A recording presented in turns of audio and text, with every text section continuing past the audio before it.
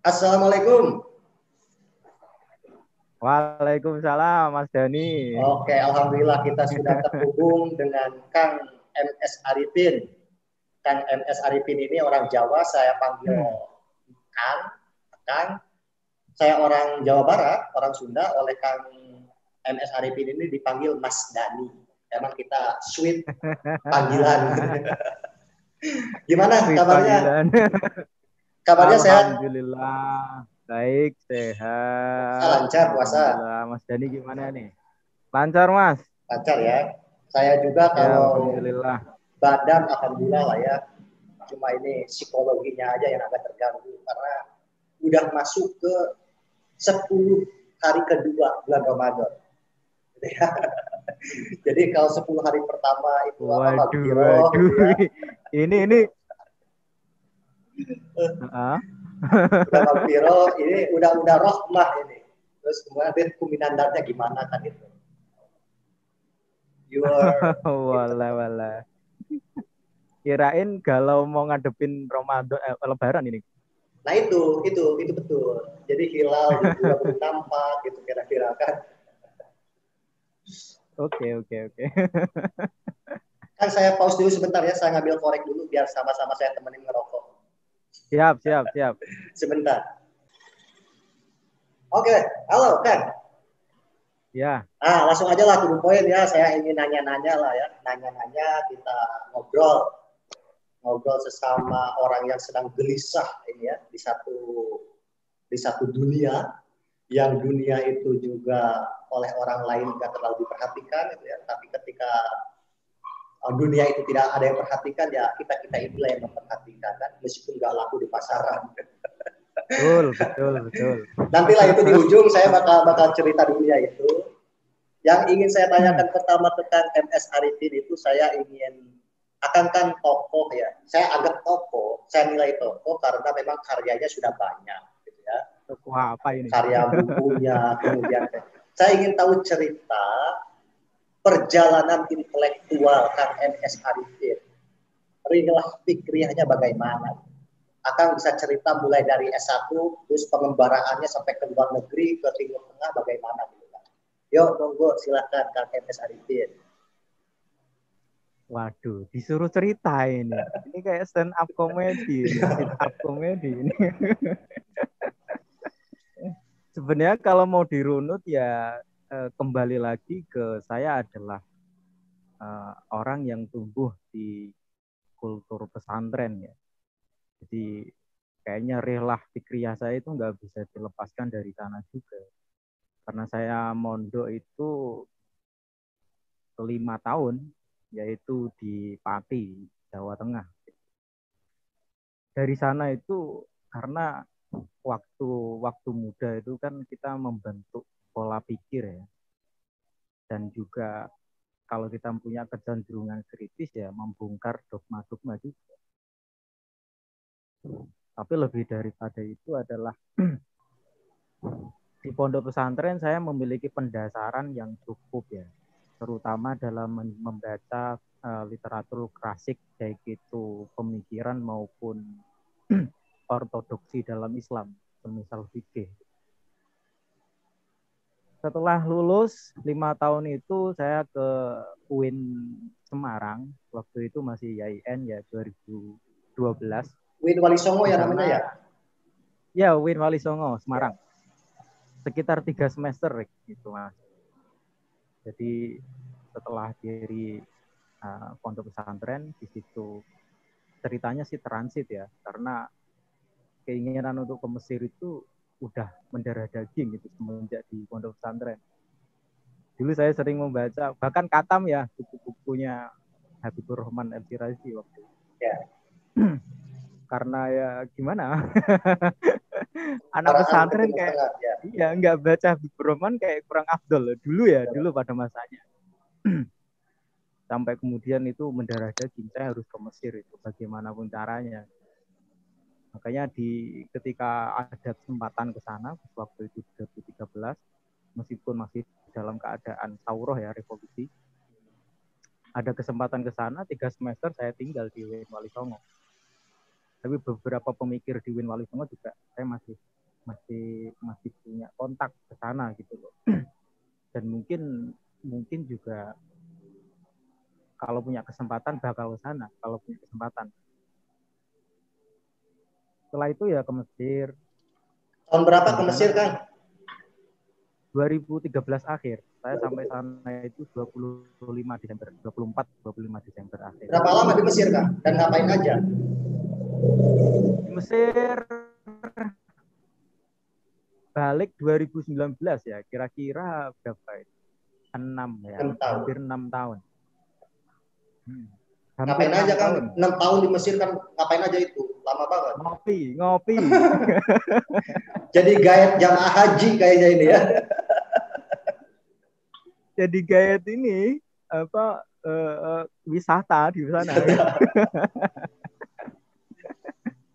Ya sekolah persiapan di sana saya 1 tahun kurang lah, sekitar setengah tahun lebih, beberapa bulan gitu. Kemudian baru masuk S1 4 tahun. Saya sempat S2 1 tahun. 2018 saya kan 2014 awal itu udah mulai kuliah ya. S2-nya di Mesir juga, Kak? Saya sempat S2 di Al-Azhar, tapi tidak tutup ini, tidak sampai, tidak lulus. 2018 S2 di sana, 2019 memutuskan pulang. Ya. Ya sempat merasakan beberapa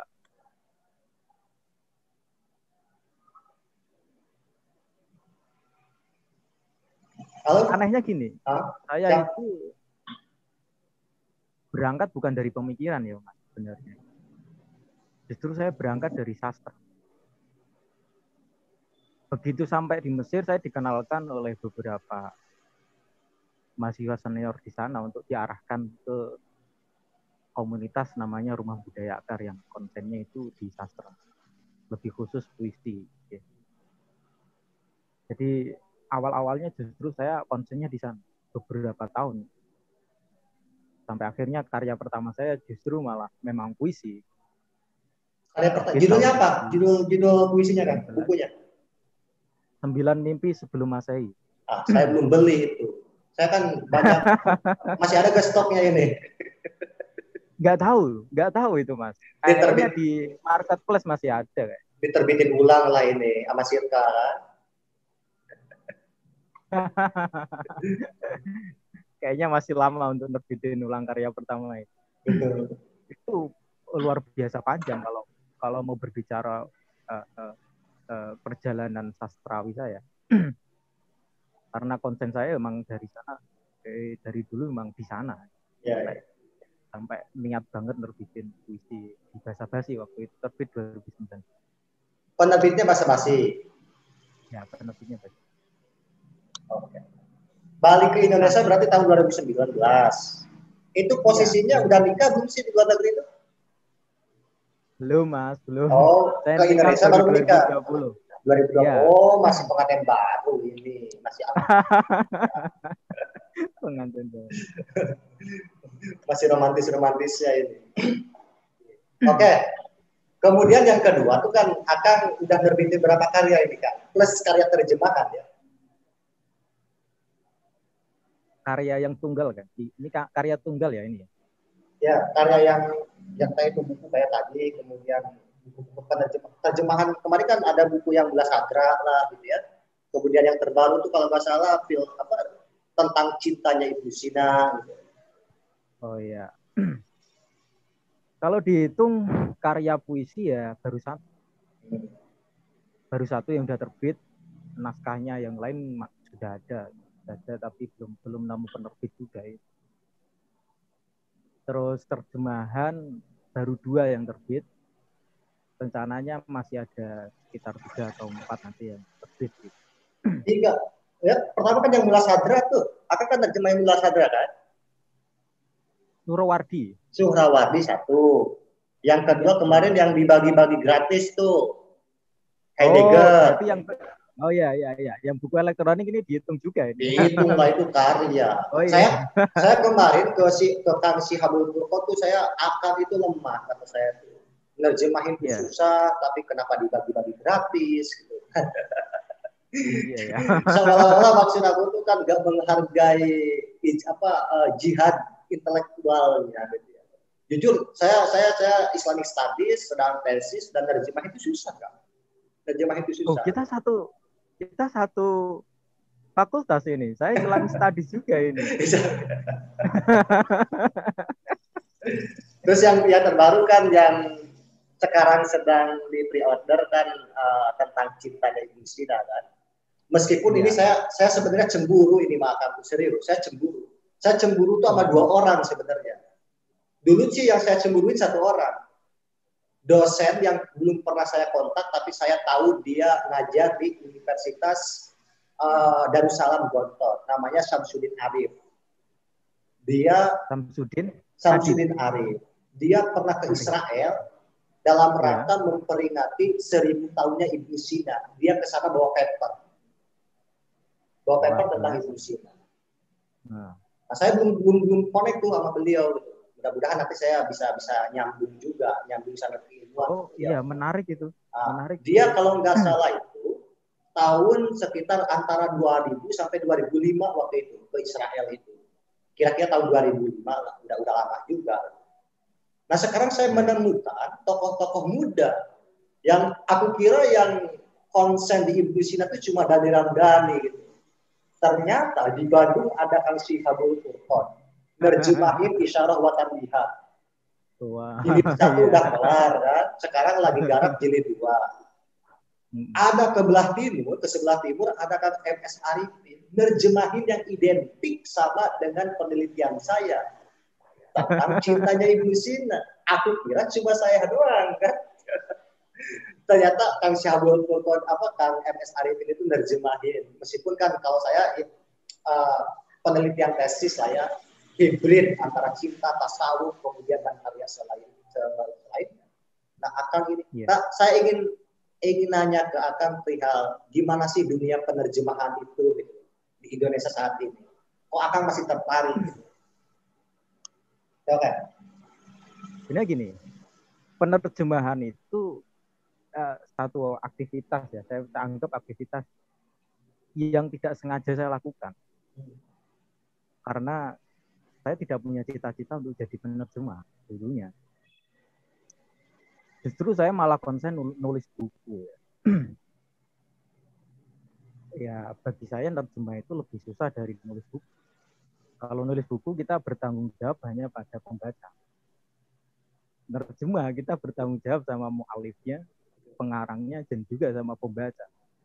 Kalau terjemahan kita syukur-syukur tepat ya Kang ya. Syukur-syukur tepat. Kalau nggak tepat itu loh. Apalagi naskahnya naskah filsafat kan. Nah, iya itu. Term-termnya aja harus presisi gitu. Betul. Ya jadi saya rasa berat banget itu nerjemah buku ya, lebih utama buku filsafat. 2018 itu saya ditawarin setelah naskah saya keterima di Bahasa Basi, ditawarin nerjemah oleh Mas yang punya Sirka, Mas Tia Setiadi. Jadi Mas Tia pas waktu itu baru nyari naskah pemikiran Islam klasik, dan kalau nggak salah itu baru pertama kali Sirka menginjak ke pemikiran Islam klasik. Terus kemudian saya menawarkan, ini ada buku bagus. Pertama saya menawarkannya Surowardi yang Istiqmatul Isyraq ya, yang karya utamanya. Tapi karena Sirka itu mempertimbangkan banyak hal tentang ketebalan dan sebagainya, makanya akhirnya saya milih beberapa risalah yang relatif pendek. Yang akhirnya saya kumpulkan dalam Mutu Manikam Filsafat Iluminasi yang memuat 3 risalah itu. Dari sana setelah saya selesai mengerjakan Mutu Manikam, terus Mas Tia itu secara pribadi memang meminta saya untuk menerjemahkan itu risalah di Mahiyatil Isyrik. Itu bagi saya tantangan luar biasa. Saya menemukan 2 pemikir sekaligus dalam waktu yang hampir berdekatan. Dan saya mau jujur ini bahwa saya nerjemah itu sungguh lama. Emang susah? Sungguh lama. Naskahnya emang susah itu. sungguh lama dan ya lama sekali.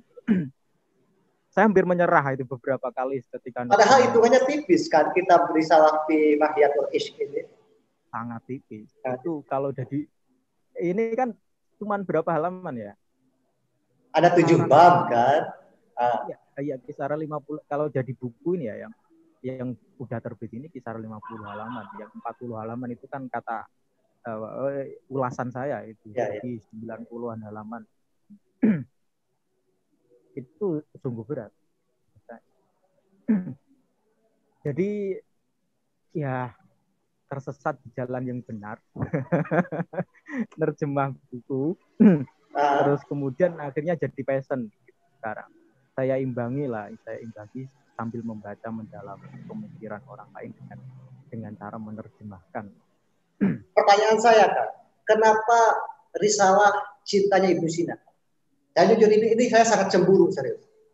Saya sangat cemburu gitu kan. Aku kira aku saja yang cinta terhadap Ibnu Sina. Ternyata ujung-ujung ada dari Yogyakarta nerjemahin kitab yang sama yang di seputaran Ciputat aja gitu. Saya menghadirkan kitab ini masih asing. Gitu. Saya kan S1 meneliti tentang epistemologinya Ibnu Sina. Saya memang meneliti kitab An-Najah di bab jiwa, babun nafs. Saya nggak membahas jiwa secara ontologis, tetapi jiwa secara fungsional. Gitu. Maka saya tarik fungsi-fungsi jiwa yang menjadi sistematika epistemologinya Ibnu Sina. Lanjut ke tesis, saya mencari hal yang lebih nuansa spiritual, gitu ya. Nggak kaku di paripatetiknya. Nah, saya tuh kenapa akan ujung-ujung ke risalah cinta? Sebelum itu sebenarnya saya mau tanya dulu ini. Ya, ditanya balik nih saya kan. Ya biar tidak satu arah ya Mas. Betul, betul. Dari epistemologi Ibnu Sina menuju ke mistisisme Ibnu Sina itu bagaimana ceritanya? Ceritanya itu ya tadi bahwa saya kan semester berapa ya? Semester 6 waktu S1 udah mulai menggeluti dunia-dunia pemikiran filsafat lah ya, udah serius itu. Barat saya baca, Islam saya baca, kemudian juga saya di Barat nggak menemukan rasa gitu. Kaku. Meskipun memang secara basis teman-teman senior-senior fokusnya di filsafat Barat. Namun ada salah satu senior saya namanya Bang Gulam, gitu ya. Gulam Ahmad, dia mengarahkan saya untuk mengkaji literatur Islamic Studies. Ketemulah naskah. Dulu tuh masih jarang lah ya, ada situs download kitab gratis itu. Masih di muslimfilosofi.org atau .com gitu loh. Itu saya masih ingat Muslim Filosofi itu. Nah di situ saya download semua kitab-kitab dan saya menemukan kitab Ibnu Sina. Saya baca-baca ternyata wah saya kayaknya jatuh cinta. Terlebih memang diperkuat bacaan saya bukunya yang diedit sama Nurholis Majid, Khazanah Intelektual Islam. Khazanah Intelektual Islam. Betul. Di situ kan terjemahan semua dari risalah-risalah kecil kan dikompilasi menjadi sebuah buku yang utuh. Ya, pada akhirnya kan saya yang penting waktu itu beres gitu kan. Akhirnya milihlah itu epistemologi Ibnu Sina. Tapi memang bacaan saya masih belum berat gitu, masih yang penting beres skripsi lah ya. Tapi lambat laun karena saya bacaannya terus Ibnu Sina, nggak ada kali tanpa baca Ibnu Sina saya ngerasa dosa kalau udah baca Ibnu Sina itu. Bahkan novelnya Ibnu Sina yang Tawanan Benteng Lapis 7 itu saya bisa khatam lebih dari 20 kali itu. Nggak bosan-bosan. Kalau buku lain saya pisah-pisah tuh, yang penting-pentingnya aja. Ini mah nggak, saya bolak-balik gitu. Sampai mau konfirmasi ini. Gimana? Harusnya hafal ini. Nah, akhirnya kan desakan tesis, baru saya ingin mencari hal yang ada nggak sih nuansa mistik gitu, atau nuansa yang bahwa saya menawarkan epistemologi Ibnu Sina atau filsafat paripatetiknya Ibnu Sina, baik yang ontologis maupun epistemologis, di kalangan Indonesia masih pasarnya kecil, ceruknya. Gak ada pasar gitu, gak dihargai. Bahkan kan cenderung ditolak gitu kira-kira. Makanya saya cari lah ya yang apa sih pasar Indonesia yang pengennya, ternyata kan Indonesia masih pasar Indonesia itu masih yang sufi-sufi gitu kira-kira yang identik Bahkan dengan sekelas Ibnu Sina itu masih di pinggiran ya. Gimana? Bahkan sekelas Ibnu Sina di sini masih dianggap pinggiran gitu. Bukan hanya pinggiran, di luar lingkaran gitu ya. Di luar lingkaran gitu. Ya, tapi kan ada nanti yang saya bakal tanyain ke Kang MS Arifin itu kan perihal apakah ada pengaruh dari Al-Ghazali gitu ya, doktrin sesat kafir terhadap tokoh-tokoh itu sehingga pada akhirnya di pasaran Indonesia gak laku ini orang-orang berpikir. Nah itu cerita singkat saya tuh ya, saya fokus padanya kan mendalami filsafatnya Ibnu Sina yang disangkut pautkan dengan Isyarah wa Tanbihat di jilid 4 tentang tasawuf gitu kira-kira.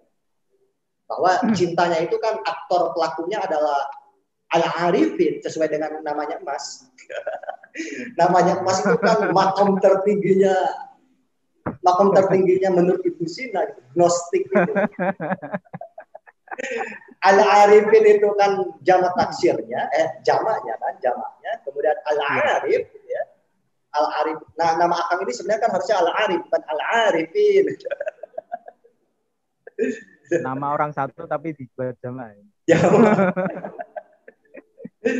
Nah, kemudian di tengah perjalanan banyak teman-temanku ini ada yang terjemahin, saya akses ke Kang Shihabul Quran, saya akses.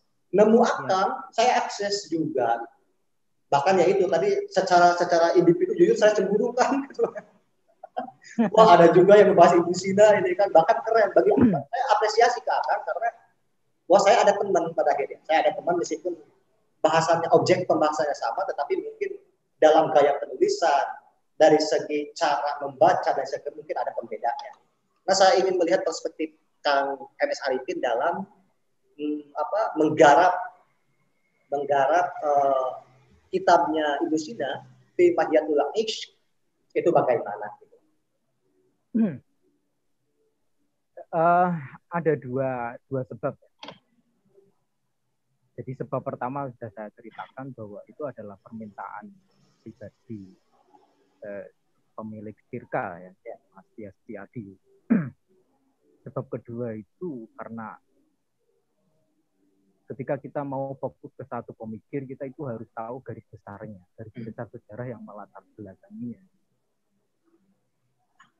Said Hussein Nasr itu dalam Tri Muslim Sakis itu kan sudah bilang bahwa 3 mazhab paling penting bisa dikatakan dan sentral dalam filsafat Islam itu hanya ada 3, Ibnu Sina, Surawati, dan Ibnu Arabi.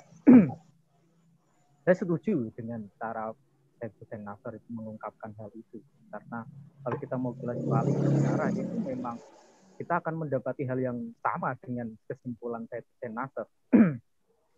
Di salah satu bacaan filsafat sejarah Islam, saya pernah menemukan satu hal. Al-Kindi itu kecenderungan filosofisnya belum terlalu dalam ya.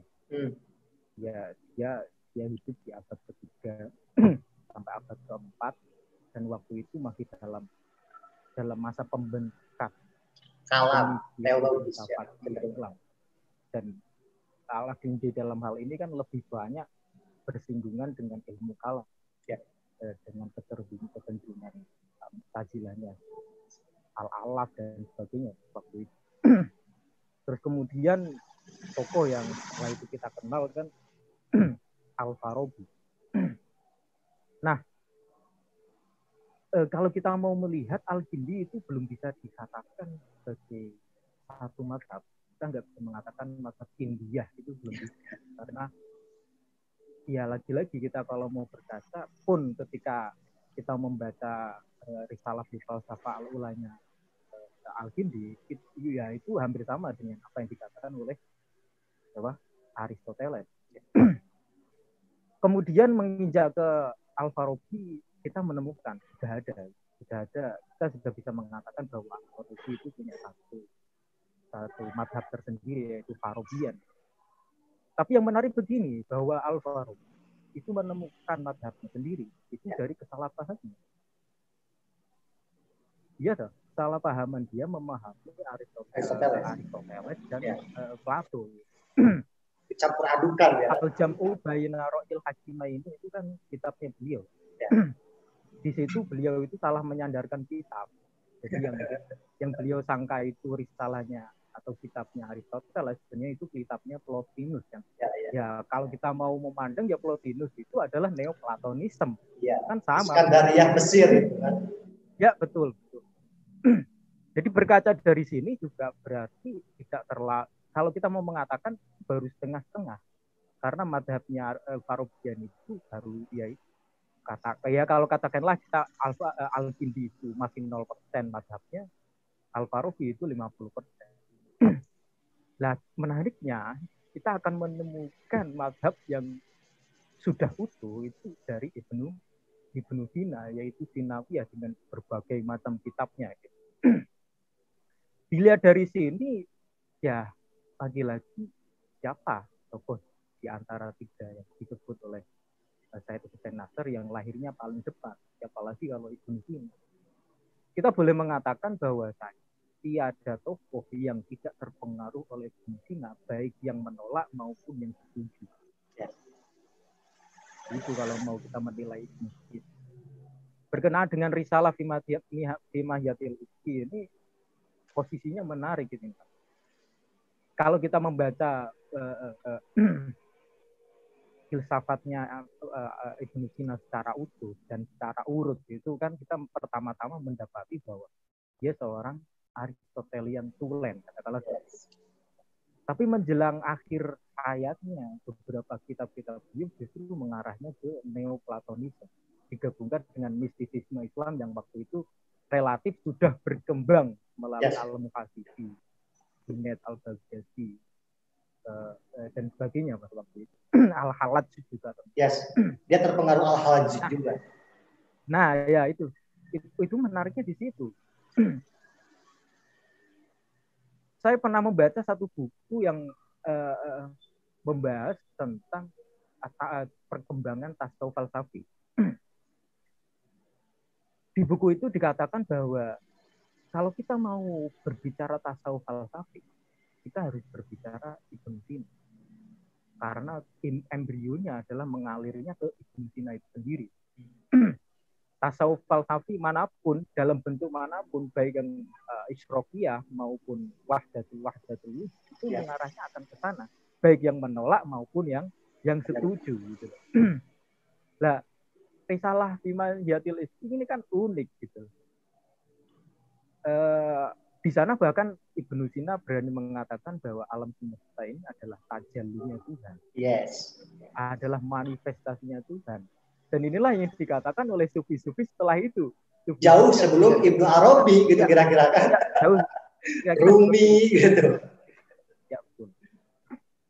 Makanya kalau ini saya mau promosi buku itu ya rugi banget bagi orang ya entah dia pengkaji Ibnu Sina maupun hanya mendengar kebesaran nama Ibnu Sina tapi belum tahu pemikirannya Ibnu Sina untuk bisa membeli buku itu rugi. Yes. Saya merasa kebantu ada terjemahan itu. Apakah kan ini mencocokkan apakah bacaan saya benar atau tidak kan harus dicocokkan dengan cara orang membaca kitab itu gitu.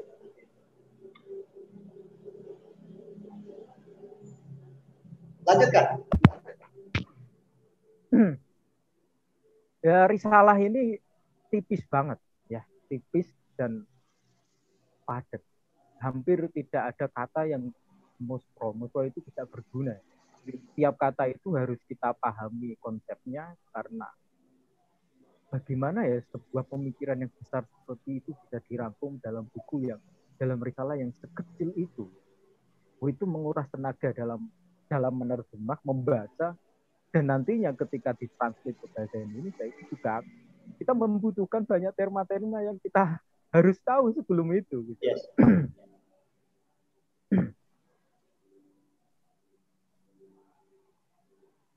Ya itu persinggungan singkat saya Ibnu Sina secara umum dan risalah Fimahyatil. Siap. Nah kemudian apa namanya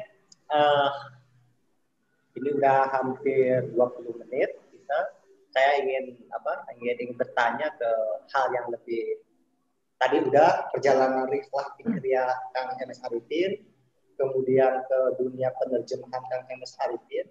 Oh iya, dalam dunia penerjemahan menjanjikan nggak sih Kang? Bisa bikin akang kaya nggak sih? Di samping kepuasan ini ya, kalau kata Ibnu Sina kan dalam isyarah watan bihat itu yang disebut dengan kebahagiaan, bahja, jika diidentikan dengan lahjah, ya, dengan kenikmatan kan ada 3. Kenikmatan materialisme, material, kemudian kenikmatan mental gitu ya. Yang ketiga ada kenikmatan akliyah, kenikmatan rasionalitas gitu. Nah, dalam kenikmatan materialnya memuaskan nggak sih? Di samping ada kenikmatan reward gitu ya, kepuasan batini gitu, dan kepuasan intelektual. Nah, kepuasan materialnya ada nggak sih sebagai penerjemah untuk kalangan penerjemah Islamic Studies di Indonesia gitu? Kalau bikin kaya kayaknya enggak. Saya mempertanyakan itu terus-menerus itu, Mas. Ini saya nerjemah seumur hidup gitu, kayaknya bikin rumah aja belum bisa ini. Kemarin gini, saya kutip apresiat atau kata-katanya Prof. Amsal Bahtiar ketika ngebedah atau memantik menanggapi terjemahannya Kang Syahabul Furqon tentang Al-Kindi itu filsafat pertama. Kata Prof. Amsal begini, seharusnya idealnya penerjemah Islamic Studies katanya harus diberi upah dengan emas seberat buku yang dia terbitkan. Jika buku risalah cinta ini 50 gram, 500 gram gitu ya, ya kasih emas murni antam 500 gram gitu. Kira-kira seperti itu. Prof. Ansel ada loh ide seperti itu. Nah, tinggal kan ini yang mengapresiasi siapa. Nah, kalau berharap ke pemerintah ya kapan tahu. Gitu ya. Tapi mudah-mudahan ada intelijen Yusuf ke video ini dilaporkan ke Pak Menteri Agama gitu ya, memerintahkan ke dirjen penerjemahan gitu. Kayaknya kita lagi berutopia ini. Gak tahu Kalau tamani khalifahnya sehalus ilmu seperti Khalifah Al-Ma'mun mungkin saja. Betul. Tapi kalau khalifahnya pemimpinnya itu hanya berpaku pada perkembangan dan kemajuan infrastruktur, bukan sumber daya manusia, kayaknya kita jauh panggang dari api kayaknya. Jangankan buat mengapresiasi penerjemah Kang ya, biaya riset anggaran riset aja katanya dipangkas sekarang.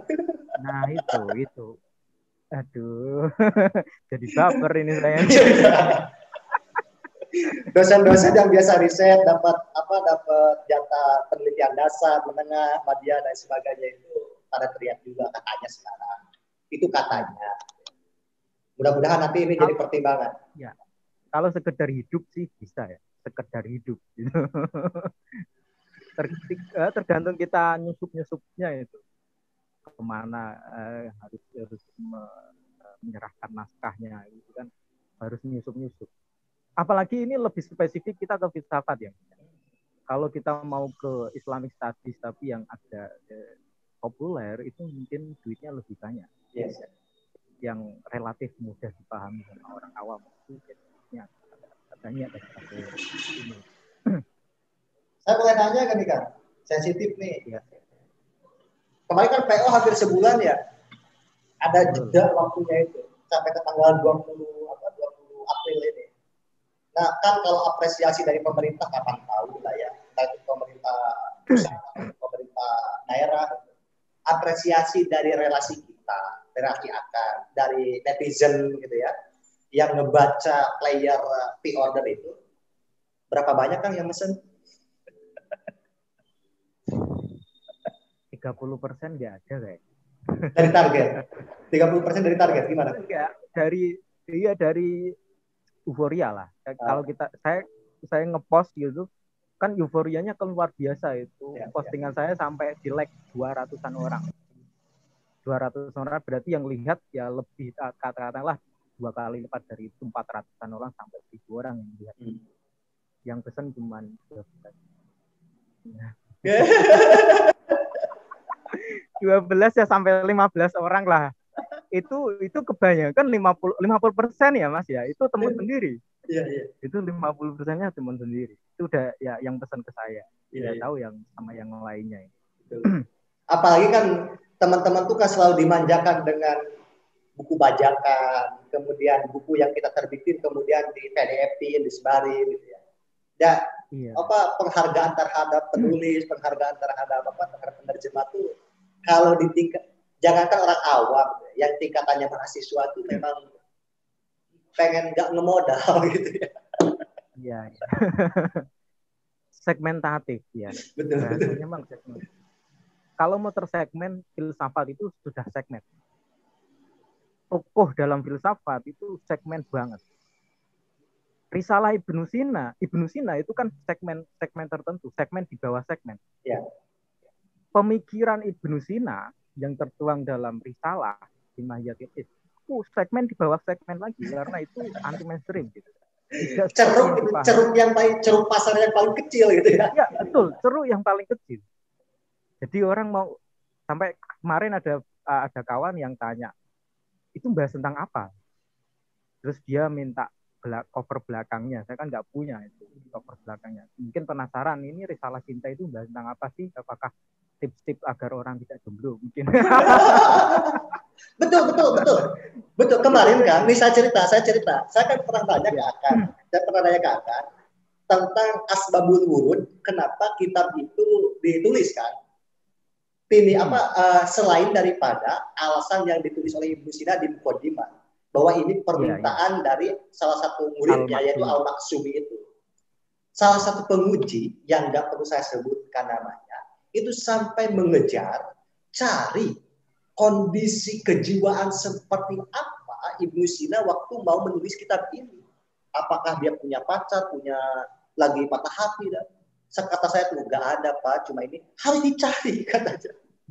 Jadi ketika muncul istilah cinta itu, gitu, karena memang beda frekuensi pemikiran tentang terminologi cinta ini. Seolah-olah cinta itu cintanya ini eros, gitu kalau bahasanya Plato kan. Gitu. Iya. Padahal ini kan bukan menyangkut wilayah eros atau cinta yang menyangkut dengan seksualitas semata, gitu kira-kira kan, dengan kecenderungan dan sebagainya. Itu kan memang pembacanya harus agak dicerdaskan. Dicerdaskan. Oke kan? Tiga hal ini, Mas. Gimana? Mungkin apakah kita masih membahas tentang risalah cinta ini? Oh iya. Mengejar ke hal yang lain. Udah beres lah kalau risalah cinta ya. Karena memang harus penasaran, jangan dibuka. Harus penasaran. Kan nanti buku akan yang judulnya tentang cinta, Ibnu Sina kan. Okay. Kalau saya nanti yang bakal aku jadikan mahar nikahku di insya Allah tahun depan itu judulnya adalah Risalah Cinta Ibnu Sina. Tok buku doang maharnya. Ya. Nyunah ke Muhammad Hatta. Oh gitu, luar biasa. Tanggalnya ini. Kapan ini? Tanggal sama bulan belum keluar, ini masih dihitung sama bulannya. Betonnya masih dihitung. Betonnya belum ketemu. Kan pertanyaan terakhir mungkin ini yang sedang ramai juga, ya di dunia kita ramai ya. Gitu. Perihal persinggungan buat tokoh besar, yaitu Ibnu Sina dengan Imam besar Al-Ghazali, ya, Abu Hamid Al-Ghazali ini, tentang karya-karya yang ditulis oleh Imam Abu Hamid Al-Ghazali. Pertama tentang ini, saya pernah men-tracking atau meriset kecil-kecilan, membandingkan dan menganalisa salah satu kitab Al-Ghazali, yaitu Ma'arij Al-Quds, dengan kitab An-Najahnya Ibnu Sina. Saya bandingkan satu pembahasan, yaitu tentang jiwa, bahwa Al-Ghazali mendefinisikan jiwa sama persis secara perbatin dengan apa yang ditulis oleh Ibnu Sina dalam An-Najah. Pertama itu. Yang kedua, saya menemukan salah satu risalah kecil juga, risalah ringkas, yang dinisbahkan ke Al-Ghazali. Orang Indonesia taunya itu kitab Al-Ghazali, yaitu tentang, kalau Al-Ghazali itu Ar-Risalah Al-Laduniyah, Kemudian saya menemukan salah satu kompilasi risalahnya Ibnu Sina yang berjudul Al-Ilmu Laduni. Ketika saya bandingkan, itu sama persis dari mulai A sampai Z, terkecuali sub-sub judul kalau nggak salah itu. Dan pembedanya itu. Bahkan kan waktu itu kita sempat diskusi ya kan ya, saya kirim juga PDF kitabnya untuk kemudian sama-sama kita kaji. Nah, akan dalam membaca fenomena seperti ini gitu ya, bagaimana kan akan bakal viral tuh di Facebook akan udah bikin ulasan gitu. Kalau saya nggak sampai ke ulasan ya, sampai hanya masih di sini nih kalau saya itu. Kalau akan itu udah berbentuk tulisan dan berani hitungannya. Jadi singkatnya itu, singkatnya itu Al-Ghazali itu plagiat nggak sih sebenarnya? Kalau dikena turnitin gimana nih gitu ya? Ya, kilas balik ya Mas ya. Ya, kita ngobrol gitu kira-kira 2 bulanan yang lalu. 2 bulan lebih lah kalau dihitung dari hari ini. Kita berbagi informasi tentang hal itu. Saya berbagi informasi kepada sampean soal kitab Ma'ariful Qutbi itu, terus sampean ngirim PDF yang isinya risalahnya Ibnu Sina yang diedit sama Dr. Hasan Asy berjudul At-Tafsir Al-Qur'ani wa Al-Lughah As-Sufiyah, yang di situ memuat salah satunya risalah yang sampaian tunjuk secara langsung Al-Ilmu Laduni judulnya. Itu pengetahuan baru bagi saya ya. 2 bulan yang lalu itu saya baru tahu bahwa ternyata risalah Al-Laduni yang selama ini saya ulang-ulang baca itu, yang ditulis oleh Al-Ghazali, kok sama persis ya. Saya bisa mengatakan 90%, meskipun tidak 100%. Baik dari awalnya ya, sampai pokoknya logikanya sama persis lah. Sama persis logikanya. Sampai akhirnya epilognya pun hampir sama. Ya sama, pokoknya sama lah. Nah itu terus pertanyaan saya yang dulu-dulu tentang ambivalensi pemikiran Al-Ghazali. Sudah saya baca begitu lama, itu kok tambah meruncing. Meruncingnya itu apakah saya bisa membenarkan dalam konteks ini bahwa Al-Ghazali adalah plagiat atau bagaimana, itu sampai sekarang pun masih jadi pertanyaan besar bagi saya.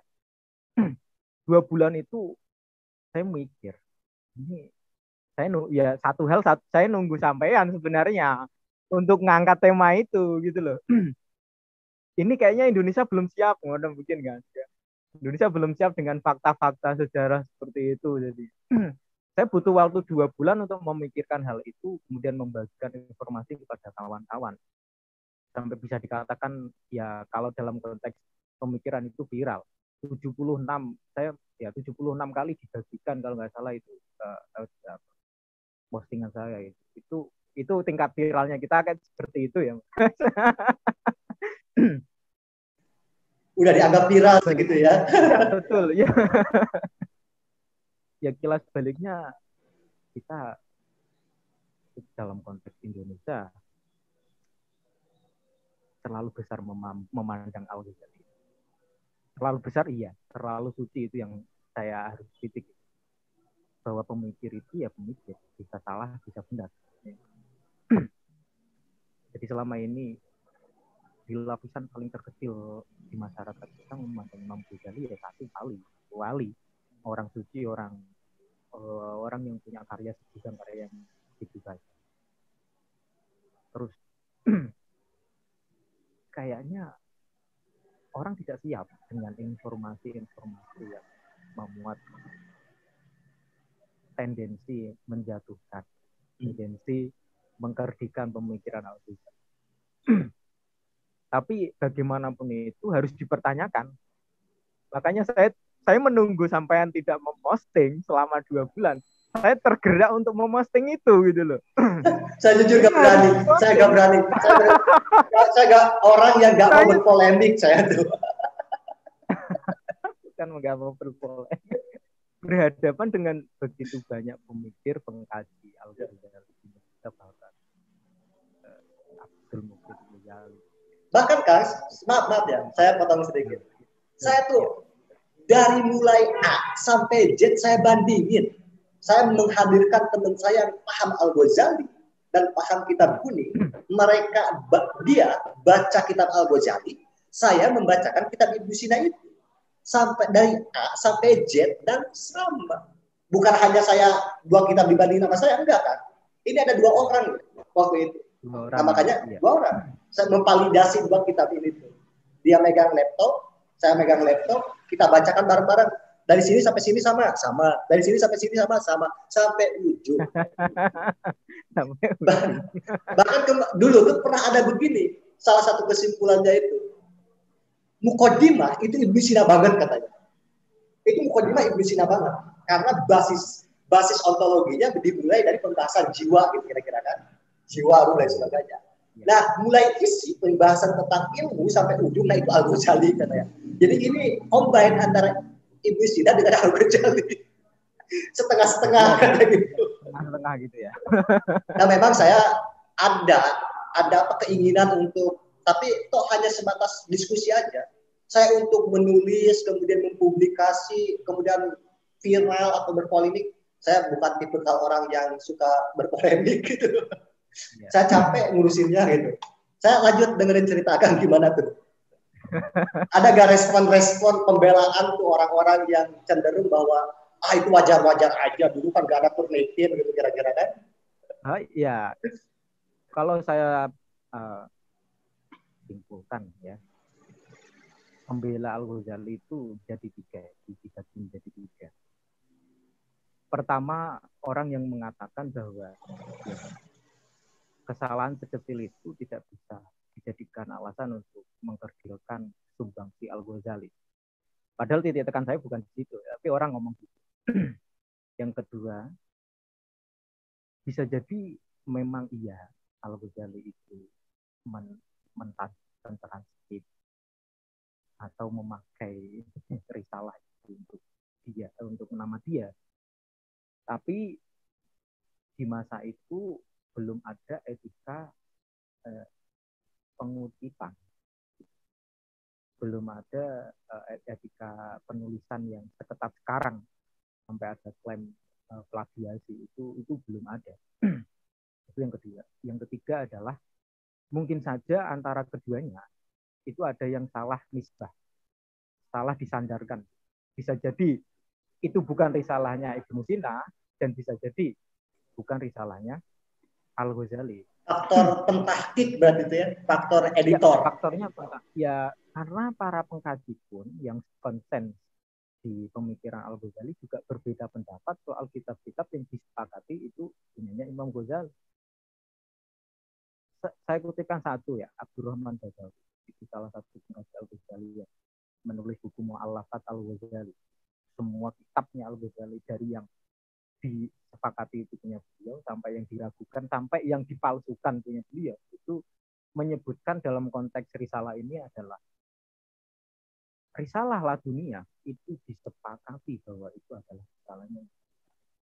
Berbeda dari Ma'ariful Qudsi. Kalau Ma'ariful Qudsi menurut Abdurrahman Badawi itu masih diragukan ya. Dari diragukan berarti bisa jadi ya, bisa jadi enggak.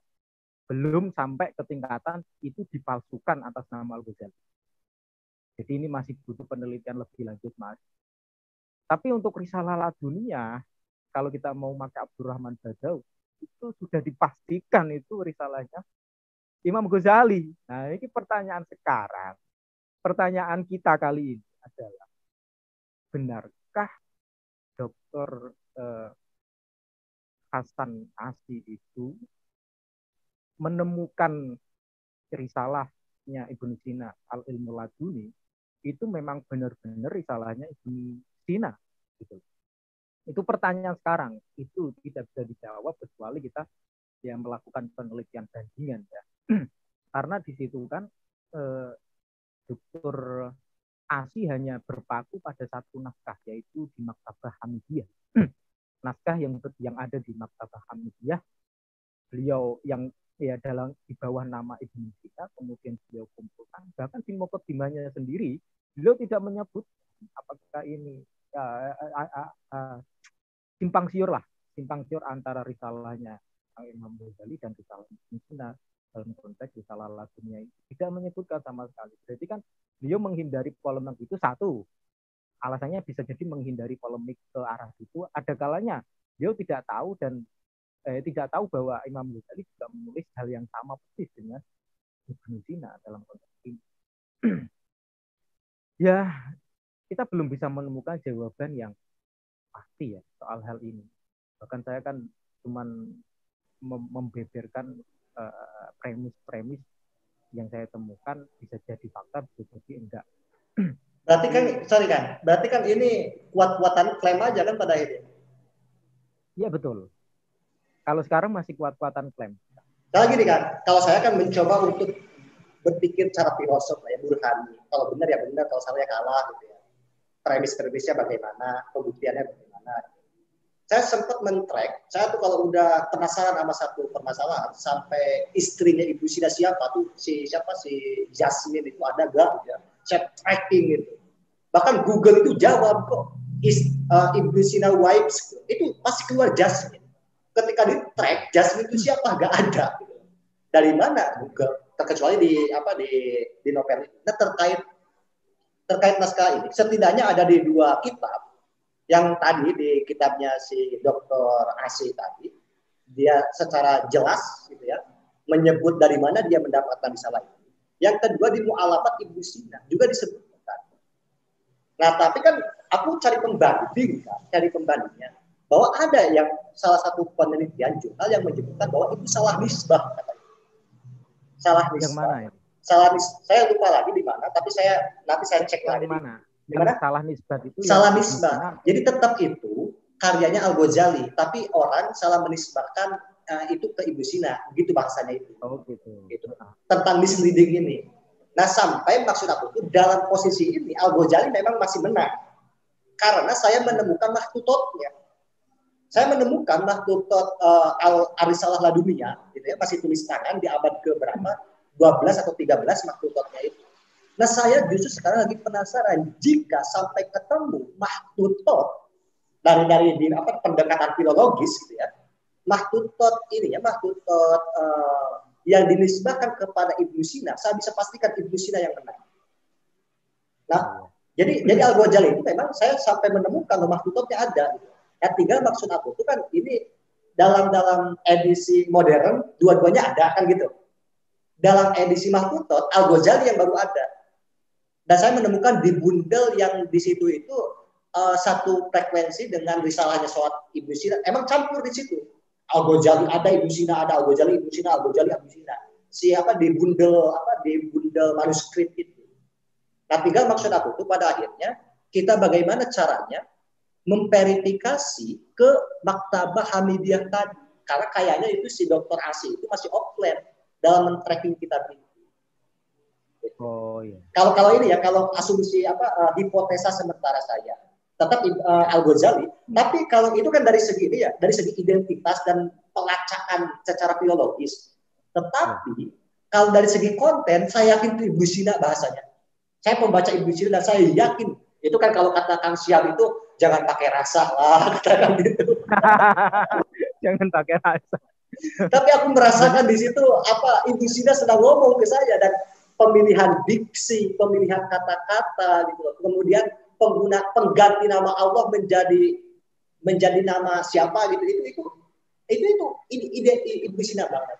Orang membalas dengan kan Al-Ghazali juga paham Ibnu Sina. Gak salah dong dia menggunakan terminologi Ibnu Sina pada akhirnya. Itu aja kan sejauh pentrackingan saya terhadap 2 naskah ini. Ya. Nah, sekarang akan ini untuk kajian lebih lanjut kalau mau ada orang serius mengkaji ini. Satu dari filologi, kalau memang itu adalah jalannya, itu adalah tua-tuaan naskah. Dari 2 risalah itu mana yang lebih tua? Artinya siapa nasihnya? Nasihnya itu tuaan mana gitu loh. Dari 2 naskah itu. Misalkan dibandingkan risalah Radhiyahnya Imam Ghazali itu ada 10 naskah misalkan. Pilih yang paling tua. Terus kemudian yang punya Ibnu Sina ditulis. Ada 10 naskah lagi. Pilih yang paling tua. Nah, yang paling tua ini bakal dibandingkan. Biasanya nasih itu menyertakan tanggal selesai di nasih ya, di naskah itu. Dan kalau kita sudah menemukan itu pasti. Kalau itu risalahnya ditulis, naskahnya itu ditulis jauh sebelum Imam Ghazali, jelas itu risalahnya Ibnu Sina. Tapi kalau misalkan tidak ketemu naskah yang ditulis sebelum Imam Ghazali dan naskah itu ditulis setelah Imam Ghazali, bisa jadi itu adalah risalahnya Imam Ghazali yang dinisbatkan kepada Ibnu Sina. Nah, kalau opsinya yang kedua tidak bisa, artinya tua-tuaan naskah, berarti kita masuk ke uslub dan pemikiran. Ini penting. Uslub itu bukan masalah perasaan ya, Mas ya. Benar, uslub itu bukan masalah perasaan. Ya, ya. Kita bisa tahu itu uslub Al-Quran, itu bisa tahu uslub hadis bahkan hadis yang qudsi sama hadis yang tidak qudsi kan uslubnya sangat berbeda gitu loh. Itu ilmiah banget kalau kita mau berbicara uslub. Ini apakah uslubnya Imam Ghazali? Apakah ya perbandingannya dari kitab-kitab yang sudah ditulis. Itu harus ya itu ilmiah banget kalau kita mau berbicara uslubnya. Dibandingkan Imam Ghazali ketika berbicara ini uslubnya seperti ini kan polanya itu sama. Polanya dalam memilih uslub, kalau Imam Ghazali lebih ke basit, kalau Imam Ibnu Sina lebih ke takkid, gitu kan bisa dibandingkan. Pemilihan nama, pemilihan diksi, pemilihan terma itu juga menentukan dalam hal itu. Jadi kalau kita tidak bisa menentukan mana yang lebih tua itu, terus kemudian kita ya masuk ke uslub. Kalau kita tidak bisa masuk ke uslub, lagi-lagi kita kembali ke pemikiran. Bangunan pemikiran secara utuh. Itu harus itu. Jadi apakah risalah laduniyahnya Ibnu Sina, risalah laduniyahnya Al-Ghazali mencerminkan secara utuh pemikirannya Al-Ghazali? Atau justru ini bertentangan dengan pemikiran Al-Ghazali yang lain? Gitu. Yang kedua tuh. Saya bisa pastikan yang kedua itu. Ini jangan-jangan orang membela itu punya Al-Ghazali, tapi dia tidak tahu bangunan utuhnya pemikiran Al-Ghazali seperti apa. Jangan-jangan seperti itu. Akan udah baca kan ininya naskahnya itu di pengantar muqaddimahnya. Iya. Itu kan yang dibantah oleh Al-Ghazali gitu. Iya. Tapi yang jadi menarik juga itu ketika kita juga menemukan ambivalensi pemikiran Al-Ghazali melalui pembacaan kita terhadap Ma'arijul Qudsi dan An-Najatnya Ibnu Sina seperti yang dibahas oleh Sulaiman Dunia. Saya sudah katakan dalam kitabnya Al-Haqiqah fi Nadhiril Ghazali. Jadi ya kerennya Sulaiman Dunia itu kan berani mengatakan bahwa kebenaran menurut Imam Ghazali itu bukan kebenaran awam sebagaimana kamu tahu. Yang rata-rata kita tahu di Indonesia itu kebenaran dalam arti Al-Ghazali itu adalah kebenaran awam. Bahkan kitab Ihya-nya gitu. Itu masih kebenaran awam menurut Sulaiman Dunia ya. Kebenaran sebenarnya menurut Al-Ghazali tidak ada di kitab itu, tapi justru ada di Ma'arijul Qudsi, Al-Madmun Kabil dan Al-Madmun Shauhir gitu. Ini kayaknya belum siap kita dengan pemikiran seperti ini ya. Karena kalau kita mau kembali lagi kilas sejarah pemikiran Al-Ghazali, saya kemarin sudah berusaha mencari premis, mencari alasan, mencari khilaf. Itu kan Imam Ghazali memang seorang yang jenius, hafalannya luar biasa. Dibegal orang, kemudian kitabnya dia, terus kemudian dia disindir sama si begal itu. Oh, kamu ilmunya berarti hanya ada di buku, bukan di sudur atau di pikiranmu atau di hatimu. Maka Imam Ghazali setelah itu mengubah pola belajarnya dari yang membaca aja, kemudian menghafalkan kitabnya. Sehingga kapanpun dan dimanapun dia berada, ya kitabnya dihafal. Itu satu hal. Kedua, Imam Ghazali itu kan seorang rihlatul ilmi.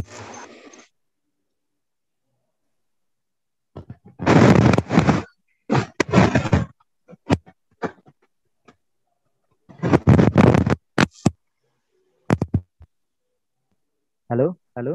Oke, lanjutkan. Oke. Ya, jadi Imam Ghazali kan seorang rihlah gitu. Seorang yang suka mengelana. Ada satu ulasan menarik yaitu Imam Ghazali itu kenapa kok pemikirannya kayak ambivalen? Itu karena Imam Ghazali tidak sempat mengedit bukunya, kitab-kitabnya gitu. Berbeda sekali dengan Ibnu Arabi. Nah ini. karena saya pernah ngaji ini seorang pakar Ibnu Arabi yaitu Mas Yunus Masrufin yang sekarang ada di Win Kalijogo itu mengatakan bahwa Ibnu Arabi ini cukup tekatan dalam menulis dan juga mengedit dan punya waktu untuk itu, termasuk Futuhat Makkiyahnya beliau. Selain bahwa itu adalah ilham kan, juga butuh diteliti lagi. Ada yang pemikiran yang bertentangan dan bertolak belakang antara satu buku dengan buku yang lain. Ya. Bahkan beliau berani mengatakan bahwa kita bingung gitu menghadapi Al-Ghazali. Kenapa? Soalnya ketika kita membaca Al-Munqidh Minadh Dhalal dan dikatakan itu adalah buku terakhirnya Imam Ghazali, kita ternyata menemukan Imam Ghazali masih mengkafirkan para filsuf yang seperti ada dalam kitab Tahadzub Falsafah. Sementara Al-Ghazali sudah menulis buku sebelum itu, yaitu At-Tafriqah Bainal Islam wal Zindiqah. At-Tafriqah Bainal Islam wal Zindiqah. Di kitab itu saya luar biasa respect sama Imam Ghazali karena hampir tidak ada ruang bagi orang yang pernah syahadat, orang yang mengakui kabar yang pernah dibawa oleh Kanjeng Nabi Muhammad itu sebagai orang yang kafir, termasuk orang-orang yang dikafirkan oleh Imam Ghazali dalam Tahadzub Falsafah yang kemudian diteruskan dalam Al-Munqidh Minadh Dhalal. Permasalahannya bukan pada pembenaran khobar, tapi hanya pada takwil terhadap khobar itu. Ada yang mengatakan yang dibangkitkan nanti ruhnya saja, ada yang mengatakan jisman waruhan dan sebagainya, itu hanya masalah tafsir. Intinya adalah bahwa filsuf juga membenarkan adanya pembangkitan gitu. Itu menarik sekali gitu kalau kita mau berbicara ke situ. Jadi itu tawaran saya kepada para pengkaji Imam Ghazali, dan mungkin saja sudah sadar sebenarnya ya kalau di antara para pengkaji bahwa Imam Ghazali itu penuh dengan misteri dalam hal ini. Gitu. Atau Kang, nanti kalau ada yang nonton video ini, percakapan ini, ada yang punya donor, kita berangkatlah ke Maktabah Hamidiyah, cross check ada nggak sih yang disebut oleh dokter itu? Boleh kalau ada yang sponsor. Ya kali aja kan, gitu. Ada yang tertarik mengkaji dua tokoh ini. Kemudian kalau tugasnya Ibnu Rus kan memurnikan Aristoteles dari pemikiran-pemikiran Ibnu Sina, Al-Farabi dan Al-Kindi. Nah, kita memurnikan dua pemikiran ini. Ini loh yang Al-Ghazali, ini loh yang Ibnu Sina, gitu kira-kira. Iya. Yang menarik juga gini, saya masih ingat benar ya Pak Dr. Sulaiman Dunya itu bilang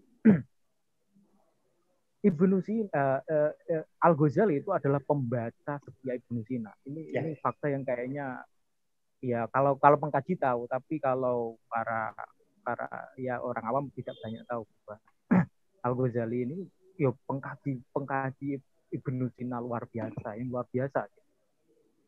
Di Al-Munqidh Minadh Dhalal beliau berkata dan bercerita bahwa beliau mempelajari filsafat itu tidak sama guru kan, dan intensif selama 2 tahun.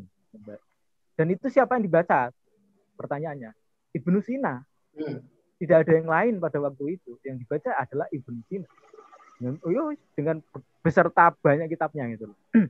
Yang jadi acuan lagi-lagi adalah anak. Makanya gini, menariknya Sulaiman Dunya ketika membandingkan antara teks An-Najat dengan Ma'ariful Qutbi itu adalah beliau juga membandingkan kata-kata Al-Ghazali dalam Maqasidul Falasifah. Kita tahu bahwa Maqasidul Falasifah adalah kitab Imam Ghazali yang ditulis untuk mengantarkan orang-orang agar tahu, agar paham pemikiran filsuf untuk kemudian dibantah oleh Imam Ghazali dalam Tahadzub Falsafah. Dan di situ Sulaiman Dunya mengatakan bahwa banyak sekali teks-teks, naskah-naskah, redaksi-redaksi dari Imam Ghazali dalam Ma'ariful Qutbi yang sama juga dengan apa yang dia katakan dalam Maqasidul Falasifah, di mana Maqasidul Falasifah ini adalah representasi dari kitab An-Najatnya Ibnu Sina. Dan kalau kita mau menyebut juga Al-Isyaratnya seperti itu. Ya, lagi-lagi butuh butuh kajian lebih. Siap. Ini hanya sebatas, ini baru pemanasan Kang ya. Jadi teman-teman yang mendengarkan percakapan ini, ingat ini bukan inti, ini ya pemanasan doang. Pemanasan dari Ramdhani, pemanasan dari Kang MS Arifin, dan juga teman kita saudara kita dari Bandung tuh yang sedang bersusah payah di kesunyiannya menerjemahkan kitab-kitab Ibu Sina, Al-Kindi, dan lain sebagainya. Kang, hatur nuhun pisan ini kan. Hatur nuhun, mudah-mudahan. Ya. Jadi obrolan kita itu konstruktif, bukan saling mencaci atau saling mencibir, saling merendahkan, bukan, tapi memang melahirkan sebuah gagasan-gagasan baru, gitu ya, ide-ide baru, argumentasi-argumentasi baru, kita menguatkan supaya memang hajanah pemikiran Islam di Indonesia juga makin tumbuh berkembang. Itu kan MS Arifin. Atau ada closing statement-nya? Terima kasih. Closing statement-nya gimana? Saya mau bicara relevansi pemikiran Ibnu Sina. Lebih spesifik dalam konteks kitab Risalah Himayatul Ishqi. Jadi di situ kalau kita mau menginjak ke masalah moralitas, kita akan menemukan moralitas egoisme. Ini kajian yang cukup sensitif, tapi kalau kita mau menariknya lebih jauh, itu akan ke sana. Moralitas egoisme itu bukan kok kita kalau dalam perspektif bangunan filsafat di sini, sebenarnya akan panjang, tapi saya coba sederhanakan. Tiap entitas itu tidak mungkin lepas daripada cinta. Premisnya kan seperti itu. Dan apa itu cinta? Cinta adalah kepuasan terhadap sesuatu yang indah. Indah menurut siapa? Orang yang mencintai. Jadi keindahan pasti mencintai keindahan. Ini bagi saya adalah moralitas yang egoistis. Tapi perlu, gitu loh. Kalau kita mau berbicara moralitas yang altruistis, yang kecenderungan sekarang bahwa orang membantu orang lain itu dianggap lebih bermakna, lebih bermoral daripada orang yang membantu dirinya sendiri untuk keluar dari masalahnya sendiri. Itu kecenderungan yang luar biasa kita temukan sekarang itu. Orang salah paham kalau kamu moralis itu harus altruis, kamu harus sosial banget. Padahal yang lebih penting daripada itu adalah ya lagi-lagi kuangfusakum wa ahlikum nar. Jagalah dirimu sendiri sebelum kamu menjaga orang lain dari neraka. Saudaramu, keluargamu, tetanggamu, teman-teman, itu yang lebih penting adalah angfusakum dulu, bukan orang lain. Ini adalah moral yang bentuknya adalah moral egoistis. Tapi egoistisnya itu ya berdasar, gitu, bahwa kita tidak bisa menyelamatkan orang lain ketika kita sendiri tidak selamat. Itulah yang dilakukan oleh Muhammad Shallallahu Alaihi Wasallam ketika beliau sudah selesai dengan diri sendiri. Artinya ya risalah nubuahnya sudah mantap, kemudian itulah disampaikan kepada orang lain. Dan kalau kita mau berbicara dalam konteks sekarang, ya, orang belum mantap ilmunya sudah berani berkata A, B, C, dan C sampai Z. Akhirnya apa yang timbul? Yang timbul adalah fitnah. Yang timbul adalah kedangkalan. Dan apa yang akan ditimbulkan dari kedangkalan itu? Kesalahpahaman. Makanya kan Ibnu Sina itu kalau menyambungkan konsep cinta dengan konsep wusul, ya, kan dasarnya cinta, endingnya di wusul kan, aukot, terus kemudian wusul, ketersambungan. Setelah mi'raj ke atas, tersambung antara si al-arif dengan al-khairul mutlak, gitu ya, maka si al-arif itu kembali ke bumi, tidak moksa, gitu. Betul. Dan itu yang disinggung oleh Muhammad Iqbal ya ketika mengomentari Kanjeng Muhammad setelah Mi'raj ketemu Allah Subhanahu wa taala, kemudian beliau kembali lagi membunuh. Itu tidak mudah dilakukan oleh sufi. Tidak mudah dilakukan oleh sufi yang katakanlah ya belum bisa membumi gitu loh. Sufi yang bisa membumi adalah sufi yang bisa meniru Nabi Muhammad dalam konteks dia sudah wusul kepada Tuhan dan dia membumi, mengajarkan apa yang sudah dia ketahui. Siap. Udah sejam lebih ini kita berdialog, Kang MS Arifin, Nuhun, Akang dan keluarga sehat-sehat. Dan saya tunggu karya-karya selanjutnya. Nah, teman-teman semuanya yang mau dapatkan buku tentang cintanya Kang MS Arifin, tentang cintanya Ibu Sina yang diterjemahkan oleh MS Arifin, silakan bisa langsung kontak saya nanti saya akomodir, kemudian atau bisa langsung menghubungi Kang MS Arifin melalui Facebooknya. Tulis aja M.S Arifin, ARIFFIN. Langsung di message aja ya, dikirim pesan. Stok tidak terbatas. Terima kasih Mas Dani.